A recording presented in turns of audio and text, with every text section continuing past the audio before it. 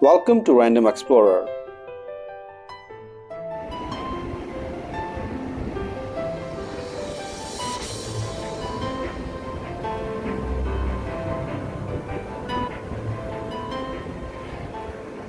Assalamualaikum everyone.